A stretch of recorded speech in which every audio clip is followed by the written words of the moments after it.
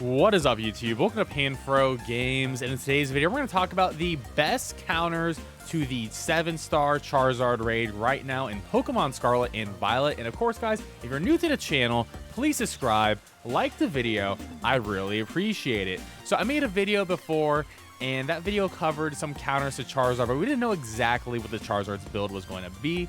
Now we know that the Charizard is 100% a special attacker, and his most threatening moves, in my opinion, is its Fire Blast, Dragon Pulse, and Hurricane. It also has Sunny Day to proc the solar powers, so it's going to do extra special attacking damage, but it has 0 physical moves, so Fairy is going to be the most viable typing here, and I have 5 Pokemon I want to show off. So let's begin with Azumarill, which I do think is overall the best Pokemon for this raid. And Azumarill, you're going to want to have a Fairy Tera type on it to do some extra stab damage when you're using Play Rough. And of course, you're going to want to have huge power, adamant nature, so plus attack, minus special attack. And you want to max your attack stat and HP stats with EV. So remember, you can buy proteins or HP items to increase that stat. And the moveset we're going to be using is Belly Drum, Play Rough, Helping Hand, and Light Screen. So our initial goal here is Belly Drum turn 1, and then the second turn I'm going to Play Rough and do as much damage as possible. This is actually a build that will allow you to solo the Charizard raid too, as you can use a Light Screen on turn 1 in a solo play, then Belly Drum, then Play Rough. I have Helping Hand here because we don't really need anything on the 4th slot, but you are playing online with other people. You can use Helping Hand to assist someone else and try to knock out the Charizard in one hit.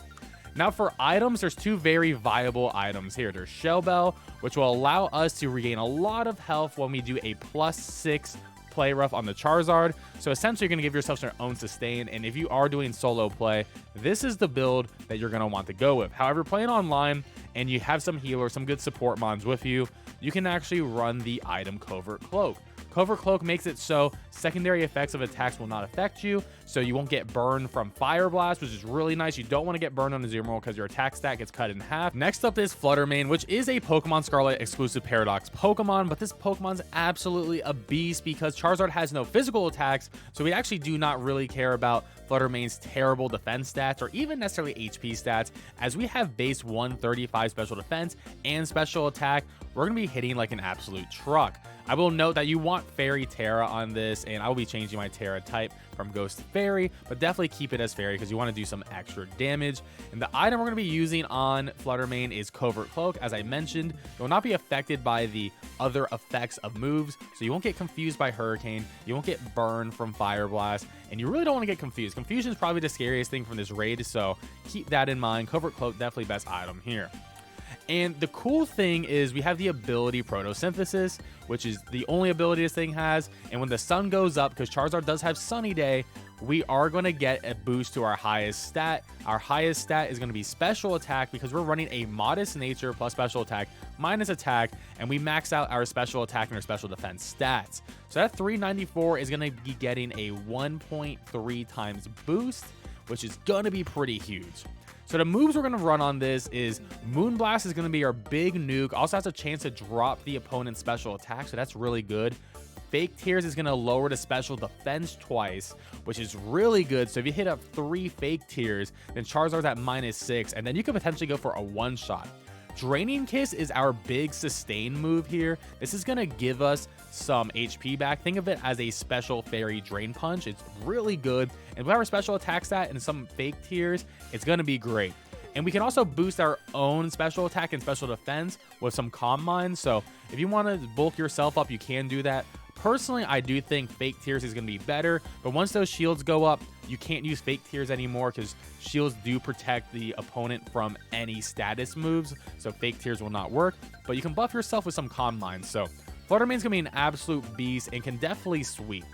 And I do think the best support Pokemon for this raid series is Grimmsnarl. Now with Grimmsnarl, we're going to give him Covert Cloak because once again, we really don't want to get confused by Hurricane or burned either. Not like our damage is going to matter, but it's just annoying to deal with these status effects.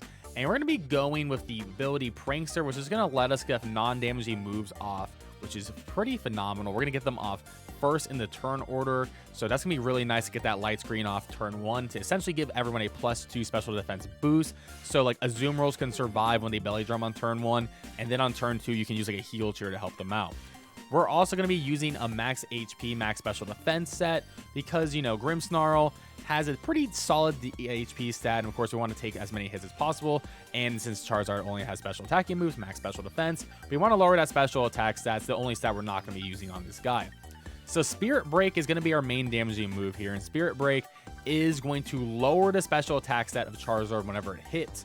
So that's pretty huge. So Spirit Break, yeah, you're going to do a little bit of damage, but you're going to be dropping that special attack stat by 1, essentially making your light screen even better and helping the survivability of the rest of your teammates. Thunder Wave is more of a flex spot here, but I do like Thunder Wave because if Charizard gets hit by it when he's not behind a shield and he gets paralyzed, then he's not going to have to hit you. So you essentially save everyone a turn of damage, which is really good. So I think it's worth putting on the 4th slot here. And then Fake Tears is massive because Fake Tears also gets the Prankster boost. And if you're with Fluttermane, Fluttermane's going to really like that you're going to be setting up Fake Tears for it. So it can just focus on Calm Mining on itself or recovering its own HP with Draining Kiss. So Grimmsnarl is going to be a beast here, absolutely the best support Pokemon. Now, if you want to support Pokemon that does not die, this Pokemon Blissey is literally going to be the best for that. Has the highest HP and special defense combo in all of Pokemon history. And once again, we're going to be using Covert Cloak as our item because we hate confusion. Your Tera type really does not matter, but I would say Tera Fairy just in case. But you're not going to die in this raid at all because you're going to be the ultimate cleric. And the ability we want is Healer because Healer gives us a 30% chance at the end of each turn to heal the status effects of us and our allies. We're not getting any effect because we have Covert Cloak, but our allies may not, especially with randoms, they may not have Covert Cloak on. So they're going to be helping remove burns and confusion, which is actually pretty solid. And look at this HP and special defense stat, 0 investment. I didn't even put any EVs in this Blissey yet, and these are massive stats.